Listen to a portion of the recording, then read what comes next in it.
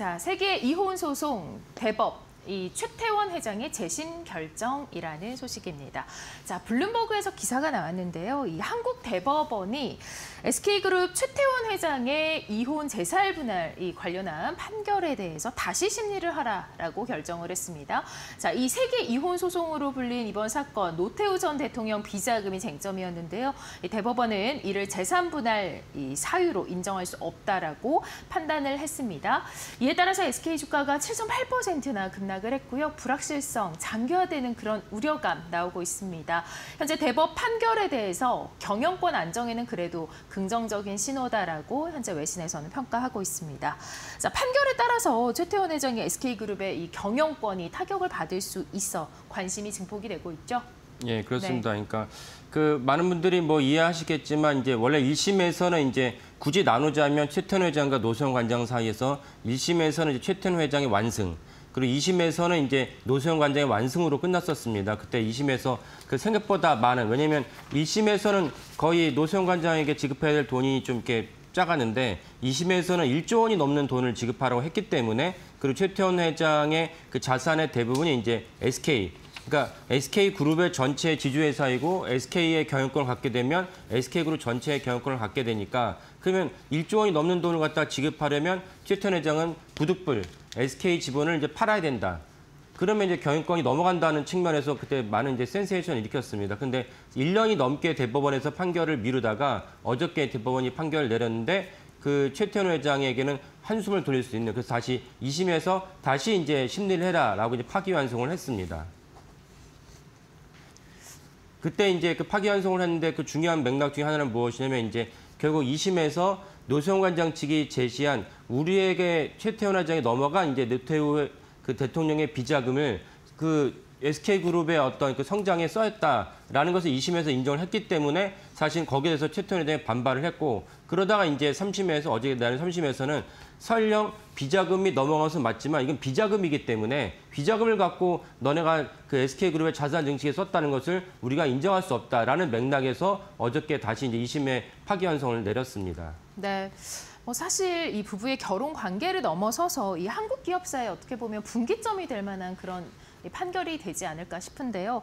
바로 SK가 그룹의 지주사기 때문에 SK하이닉스라던가 또 SK텔레콤 그리고 그룹 전체의 경영권을 갖게 되니까 아무래도 문제가 되는 것 같습니다. 예, 맞습니다. 그러니까 지금 현재로서는 이제 SK그룹의 어떤 개요를 말씀을 드리면은 SK그룹은 이제 처음에는 우리가 다 아는데 유공이라고 있습니다. 지금 이제 SK이노베이션이 이제 전신인데 유공으로 이제 SK그룹이 컸고, 두 번째는 이제 이동통신, SK텔레콤을 갖다가 이제 또 사업을 시작하면서 우리나라 지금도 아직도 1등 통신사죠. 그때 이제 노태우 대통령 시절에 이제 SK텔레콤을 갖다 인수하게 됐습니다. 그리고 이제 그 이명박 정부 시절에 SK하이닉스를 갖다 인수하면서 당시에 이제 SK하이닉스가 주인업 회사로 산업은행의 주인이었는데 이명박 대통령 시절에 SK하이닉스를 인수를 했는데 그때 참 말이 많았습니다. 어쨌건 그 말이 많았는데 SK하이닉스가 뭐 주지하다시피 뭐 어제도 뭐 SK하이닉스가 뭐 사상 최고가를 찍지 않았습니까? 그러니까 이런 식으로 SK그룹은 실질적으로 어떤 회사를 갖다 시작을 해서 기업을 일구기보다는 새로운 회사를 M&A 한 다음에 그 회사를 바탕으로 해서 더 그룹의 성장 동력으로 삼았습니다. 그래서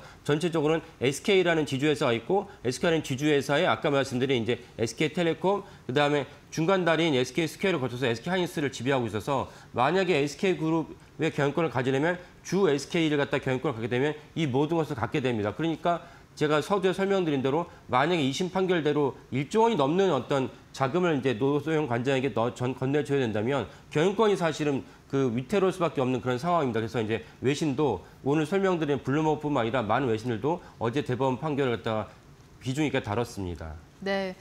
그런데 이 관련 보도와 관련해서 국내 언론과 또 외신의 이 보도의 차별점이 굉장히 크다고요. 예. 네. 그래서 뭐 당연히 판결에 대해서는 좀 중요한 맥락을 갖다가 블룸버그에서 보도를 했는데, 그다음에 또 무엇이 있었냐면 이제 블룸버그 보도랑 국내 언론의 가장 큰 차이점이 무엇이냐면은 SK그룹이 이제 한 1년 전부터 한 1년이 넘었습니다. 그때부터 이제 SK는 그 스펙스 추구 협의회라는 스펙스 추구 협의회입니다. 사실은 이제 협의회라는 건 어떤 법적인 실체가 없다고 볼 수도 있지만 그럼에도 불구하고 최태원 회장과 각 계열사 차장들이 다 모여서 이제 회의를 합니다. 그러니까 중요한 의사결정을 하다 보니까 일종의 이제 그룹의 중요한 게 거버넌스를 갖다 결정하는 회의라고 볼 수 있는데, 스펙스 추구 협의회 의장으로 이제 사촌이 이제 최재현 회장을 갖다 앉히면서 그러면서 이제 그 구조조정에 드라이브를 걸었습니다. 그래서 이런 맥락으로 그때는 부채비율을 낮추고자 구조조정을 했다라고 이제 이해를 했는데 블룸버그는 어저께 뭐라고 보도했냐면 그 구조조정을 드라이브를 건 이유가 2심 판결에서 최태원 회장이 완패를 했는데 실제로 이제 판결 내리면 이제 결국은 돈을 줘야 되지 않습니까? 그 돈을 주기 위한 어떤 이제 유동성을 갖다가 마련하기 위한 수순이었다라고 이제 블룸버그가 이제 그렇게 적시했던 것이 좀 이채로 표현합니다. 그럼 바꿔 얘기하면 무엇이냐?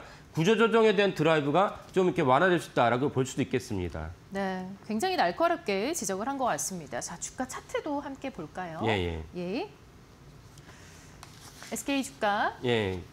그래서 이제 어저께 이제 그러니까 일반적으로는 이렇게까지 또 이제 그 파기환송이 나오지 않을 거다라는 맥락도 있었기 때문에 어제 재판은 이제 10시부터 시작됐습니다. 10시부터 시작됐는데 화면에 보신 대로 주가가 이제 급락한 시점이 무엇이냐? 그러니까 처음에 많은 분들 아시겠지만 그 판사가 나타나서 바로 이제 그 결론을 갖다 말하는 경우도 있지만 대부분 바로 결론 얘기하지 않고 뭐 이런저런 배경을 쭉 설명한다. 배경을 설명하다가 갑자기 이제 판결 내린 경우가 다반사인데 어제 같은 경우도 이제 쭉 배경을 설명하다가 이제 대법관이 파기환송한다. 그러니까 갑자기 이제 아까 말씀드린 SK 경영권이 그대로 최태원 회장에게 유지된다. 최태원 회장이 유지된다는 것은 사실은 SK 경영권이 만약에 판결이 2심 판결대로 됐으면은 SK 경영권에 대한 위협이 될 수 있으니까 그러면 SK 자체가 사실은 더 많은 사람들이 SK 경영권을 갖기 위해서 주식을 갖다 매수하려고 하고 매수하려면 주가가 올라가야 되니까 주가가 올라간다는 경영권 어떤 그 불안정성에 대한 것이 일부분 반영됐다 보시면 됩니다. 근데 어제 판결로 불안정성이 없어졌으니까 주가가 내려갔습니다. 그 말은 무엇이냐면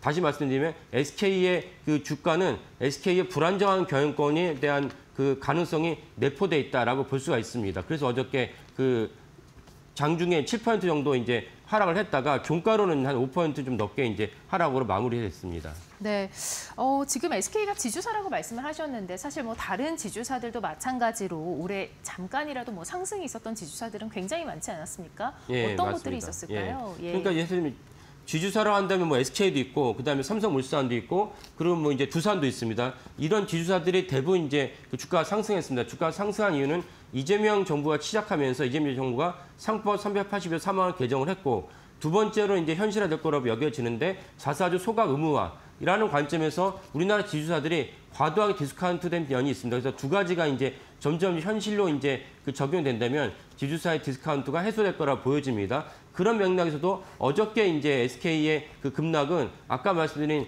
지주사의 가장 그 디스카운트 요인 중 하나가 그 지주사 자사주가 지나치게 많다는 것인데 SK 역시 자사주를 20% 넘게 한 25% 갖고 있습니다. 그럼 만약에 자사주를 소각 의무화가 된다면 SK 주주들 입장에서 앉아서 25%의 그 자산 가치 올라가는 효과를 거두게 됩니다. 따라서 어저께 이제 주식 급락은 너무 과도한 측면이 있었다. 이렇게 이제 볼 수가 있습니다. 네.